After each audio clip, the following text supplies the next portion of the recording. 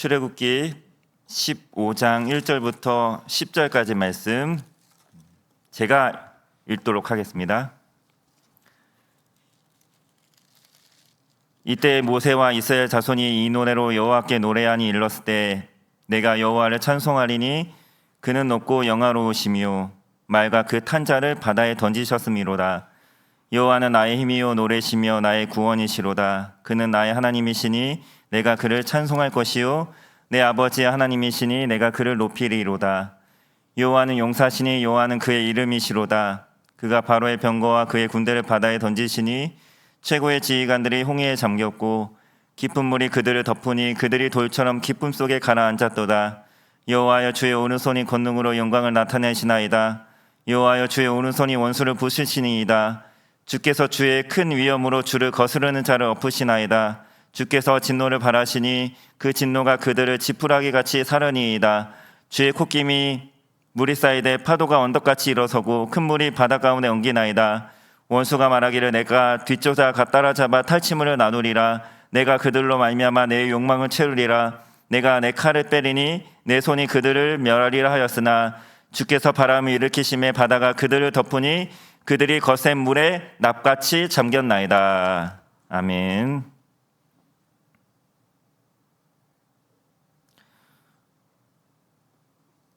오늘은 바다 가운데 길을 내시는 하나님이라는 제목으로 말씀을 전하겠습니다. 제가 전에 한번 예화로 든 이야기 같은데요. 솔로몬에게 두 명의 여인이 찾아왔습니다. 한 아기를 두고 두 여인이 서로 자기가 이 아기의 친엄마라고 주장을 합니다. 솔로몬이 누가 진짜 친엄마인지 판결을 내려야 하는데 이 여인도 엄마라고 하고 저 여인도 이 아이의 엄마라고 하니 결국엔 솔로몬이 택한 방법이 무엇입니까? 칼로 아기를 반으로 잘라서 좀 끔찍한 이야기지만 절반은 이 여인에게 나머지 절반은 저 여인에게 주라고 그렇게 말한 것이죠. 아기를 반토막 내라는 것은 아기를 죽이라는 것입니다. 솔로몬의 이러한 판결을 받고 두 명의 여인이 서로 엇갈린 반응을 보였습니다. 한 여인은 솔로몬의 판결을 환영했습니다. 그리고 빨리 아기를 나누자고 재촉합니다. 하지만 또 다른 여인은 울면서 애걸복걸하면서 아기를 죽이지 말고 차라리 저 여인에게 주라고 말을 합니다. 두 여인 가운데 누가 친엄마입니까? 아기를 죽이라고 말하는 엄마입니까? 아기를 죽이지 말고 차라리 저 여인에게 주라고 하는 그 여인입니까? 아기가 살아있을 때는 누가 엄마인지 잘 모릅니다. 이 여인도 엄마 같고 저 여인도 엄마 같고 그런데 아기가 죽게 생겼습니다. 아기가 죽을 위기에 처하니까 그때서야 아기의 진짜 엄마가 나타나는 것이죠. 이스라엘 백성들의 입장에선 이해가 되지 않았습니다. 젖과 꿀이 흐르는 가나안 땅을 약속받고 애굽을 나왔습니다.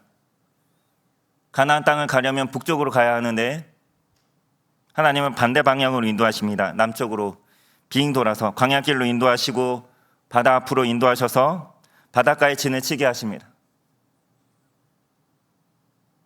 상식적으로 납득이 가지 않습니다. 여긴 바닷가인데 왜 하나님께서 이리로 인도하시지? 도대체 하나님께서 어쩌자는 생각이신가? 하나님의 의도와 계획을 도저히 사람의 생각으로는 알 수가 없습니다. 설상가상으로 뒤에서는 바로 왕이 애굽의 모든 군대를 총동원해서 백성들을 잡아 죽이겠다고 쫓아오고 있습니다. 이때 하나님이 백성들을 구원해내신 방법이 있었습니다. 앞길을 가로막은 그 바다를 가르시는 것이었습니다. 길이 없는 곳에, 길이 될 수 없는 곳에 길을 내신 것이죠. 말씀을 보면 새벽 내내 강한 동풍을 불게 하셨다고 말씀을 하고 있습니다. 이 강한 동풍이 바닷물을 갈랐습니다. 바다 한가운데 길이 만들어졌으니 땅은 진흙탕이 될 법도 한데 백성들은 많은 땅을 건넜다고 말씀을 하고 있습니다. 바람을 계속 불게 하면서 마치 드라이기로 머리를 말리는 것처럼 계속 뜨거운 바람을 계속 불게 하면서 땅을 마르게 한 것이죠. 그래서 백성들이 많은 땅을 편안하게 갈 수 있도록 하나님께서 배려하셨습니다. 출애굽기 14장 21절 22절 말씀에 보면 모세가 바다 위로 손을 내밀매 여호와께서 큰 동풍이 밤새도록 바닷물을 물러가게 하시니 물이 갈라져 바다가 마른 땅이 된지라 이스라엘 자손이 바다 가운데 육지로 걸어가고 물은 그들의 좌우에 벽이 되니. 여러분, 우리가 이 본문에 대한 설교를 얼마나 많이 들었습니까? 어렸을 때부터. 매번 읽으면서 어떤 생각이 드십니까? 이걸 한번 실제로 경험한다고 한번 생각해 보십시오. 내가 이스라엘 백성들이라면 이때 어떨 것 같습니까? 상상이 잘 안 갑니다. 바다 한가운데 길을 놨는데 그 길을 걸으면서 어떤 기분이었을까요? 백성들은. 그리고 하나님은 또 왜 굳이 이스라엘 백성들을 홍해 바다로 인도하셨을까요? 그리고 바다 한가운데 길을 내셔서 그 길로 건너게 하신 이유가 무엇일까요? 이 홍해를 다 건너고 난 다음에 백성들이 깨닫기를 바라셨던 것이 있었던 것이죠. 하나님이 곧 나의 하나님이시구나. 이것을 깨닫기를 원하셨던 것입니다.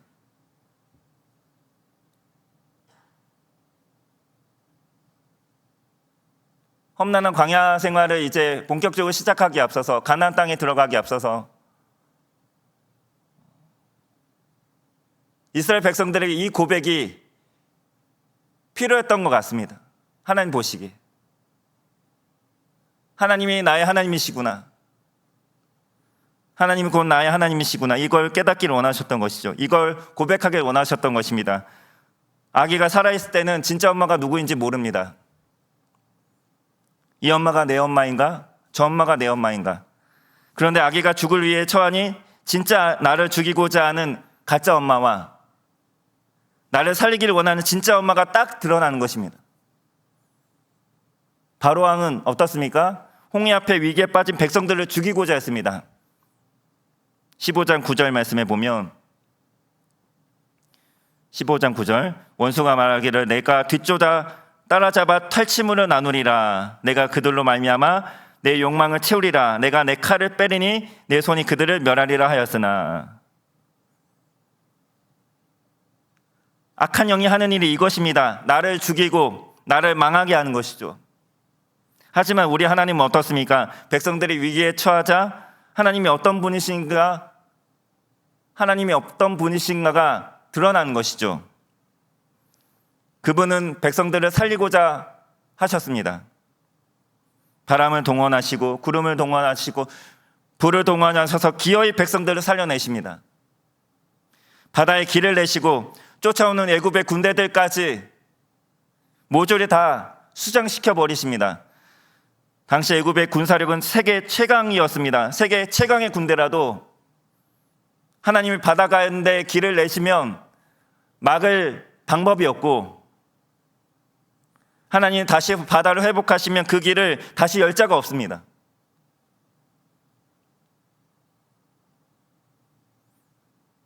(14장) 27절과 28절 말씀에 보면 모세가 곧 손을 바다 위로 내밀매 새벽이 되어 바다의 힘이 회복된지라 애굽 사람들이 물을 거슬러 도망하나 여호와께서 애굽 사람들을 바다 가운데 엎으시니 물이 다시 흘러 병거들과 기병들을 덮되 그들의 뒤를 따라 바다에 들어간 바로의 군대를 다 덮으니 하나도 남지 아니하였더라. 이런 엄청난 일을 다 경험하고 난 다음 백성들이 하나님에 대하여 뭐라고 말을 합니까? 아기가 죽을 위기 가운데 처했을 때 진짜 엄마가 누구인지 드러났듯이 바다 한가운데 길을 내시고 세계 최강 바로의 군대들을 물로 다 쓸어버리시는 하나님을 경험한 후에 백성들이 뭐라고 고백합니까? 이분이야말로 나의 하나님이시구나. 나의 하나님이시구나. 진짜 내 하나님이시구나.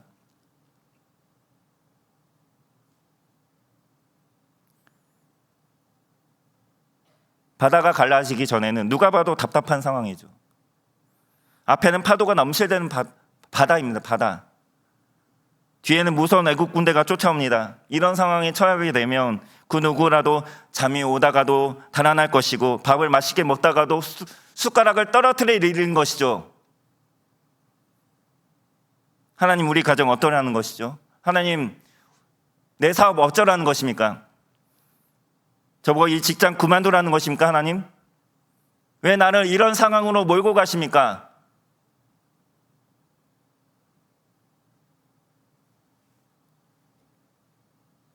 막막한 상황 가운데 여러분, 하나님께서 나를 그런 막다른 삶의 공목으로 인도하실 때는 거기서 나를 조이시기 위해서, 내 목을 조이시기 위해서, 내 숨통을 끊으시기 위함이 아니라 단 한 번도 생각해 본 적이 없었던 놀라운 방법으로 하나님이 그 가운데 길을 내실 것이라는, 길을 만들고 계신다는 사실을, 기어이 나를 살리실 길을 만들고 계심을 믿으실 수 있게 되기를 간절히 소원합니다.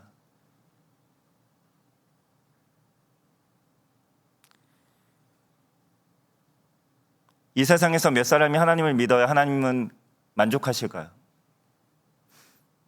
100사람, 1000사람이 하나님을 다 믿어도 내가 하나님을 믿지 않으면 하나님은 기뻐하지 않으십니다. 만족하지 않으십니다.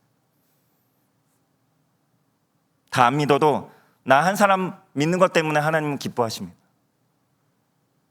모든 사람들이 다 하나님을 찬송해도 내가 찬송 안 하면 슬퍼하십니다. 내가 얼마나 찬송을 잘하는지 그것은 그렇게 중요하지 않습니다. 부족해도 내가 소리를 내어서 찬송을 하는 것을 하나님은 뿌리 있고 굽이 있는 황소를 드림보다 더 기뻐하시는 하나님이라고 성경은 고백하고 있습니다.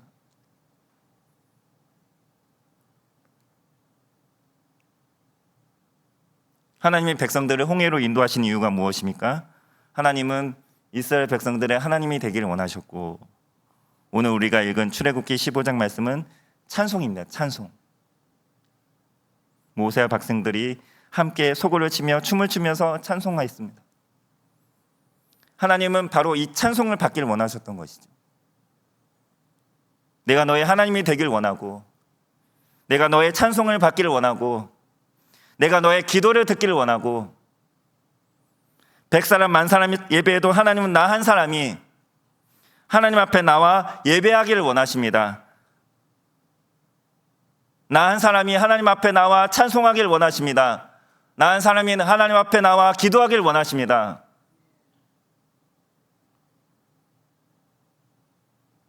다른 사람 나왔나? 볼 게 없습니다. 볼 것 없습니다. 내가 중요한 거예요. 내가. 하나님은 나의 하나님이 되기를 너무나도 원하신다는 것이죠. 그래서 하나님이 우리를 홍해 앞으로 인도하시는 것입니다. 진짜 엄마가 누구인지 알려주기 위해서, 진짜 아버지가 누구인지 알려주기 위해서, 진짜 하나님이 누구인지 알려주기 위해서 우리를 홍해 앞으로 인도하신다는 것입니다. 바다 앞으로, 이해할 수 없는 삶의 막다른 곳으로 하나님의 인도를 받았던 또 다른 사람들이 있었습니다. 누구입니까? 제자들이에요. 예수님의 제자들. 주님께서 제자들에게 빨리 배를 타고 건너편으로 가라고 말씀하십니다. 그리고 예수님은 기도하러 홀로 산에 올라가시죠. 제자들은 주님의 말씀을 따라 배를 타고 건너편으로 건너갑니다. 한참을 가고 있는데 갑자기 풍랑이 일어나는 것이죠. 예수님도 안 계신데. 풍랑을 만나고 밤 사경이 되었을 때 제자들은 이 풍랑과 싸우느라 기진맥진 탈진해 버립니다. 이제는 우리 다 물에 빠져 죽는가 보다. 완전히 절망하는 순간 저기 멀리서 예수님이 무리를 걸어서 제자들에게 오고 계시는 것입니다. 그리고 제자들이 타고 있는 배에 주님이 올라타십니다. 그러자 거짓말같이 그 사나웠던 풍랑이 잠잠해지는 것이죠. 이 일을 경험하고 난 후에 제자들이 배 위에서 예수님께 경배합니다. 그리고 뭐라고 고백합니까? 당신은 진실로 하나님의 아들이십니다. 마태복음 14장 32절 33절 말씀에 배에 함께 오름에 바람이 그치는지라 배에 있는 사람들이 예수께 절하며 이르되 진실로 하나님의 아들이오소이다 하더라. 불과 6시간 7시간 전에 무슨 일이 있었습니까? 우리가 잘 아는 오병이어의 기적을 경험합니다. 많은 사람들이 제자들을 포함해서 5천 명이 떡과 물고기로 배불리 먹었습니다. 배부르고 등 따스울 때는 이 고백이 나오지 않습니다. 진실로 하나님의 아들이십니다. 예수님, 당신은 진실로 하나님의 아들이십니다. 이 고백이 나오지 않아요. 배부르고 등 따스울 때는. 그러다 풍랑을 만납니다. 내가 감당할 수 없고 내가 통제할 수 없는 기가 막힌 상황, 힘에 부치는 숨이 넘어갈 것 같은 그런 위기를 만나고 난 다음에야 이 고백이 나오는 것이죠. 이분은 진짜 하나님의 아들이시구나. 그렇게 떡과 물고기를 배부르게 먹을 때는 아무 말도 안 하더니 죽을 것 같은 위기를 만난 다음에야 홍해를 무사히 건너고 바로 뒤에 따라오는 바로의 군대가 바다에 수장되는 것을 보고 난 다음에야 그제서야 찬송하고 고백하는 것입니다.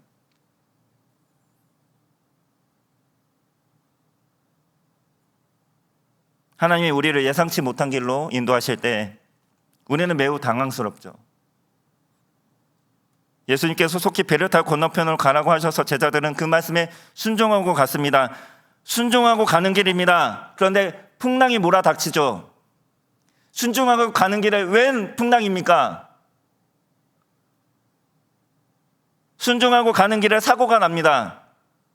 순종하고 가는 길에 어려움을 만납니다.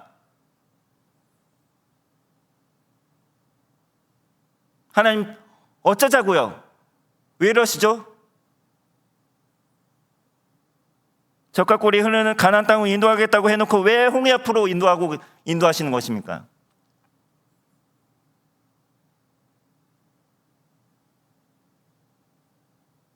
외람된 말로 하나님이 나를 사기치신 것 같은, 내가 하나님께 속아도 한참 속은 것 같은 느낌이 드는 경우가 살아가면서 있다는 것이죠.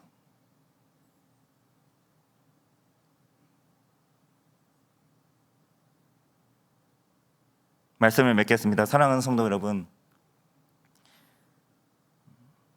우리의 삶 가운데, 믿음의 여정 가운데 때로는 하나님이 우리를 홍해 앞으로, 막다른 삶의 골목으로, 이해할 수 없는 길로, 예상치 못한 길로 이끄셨을 때 그 막막하고 답답한 상황 가운데서 우리가 생각해야 할 것은, 하나님은 설마 하나님이 나를 죽이시겠어?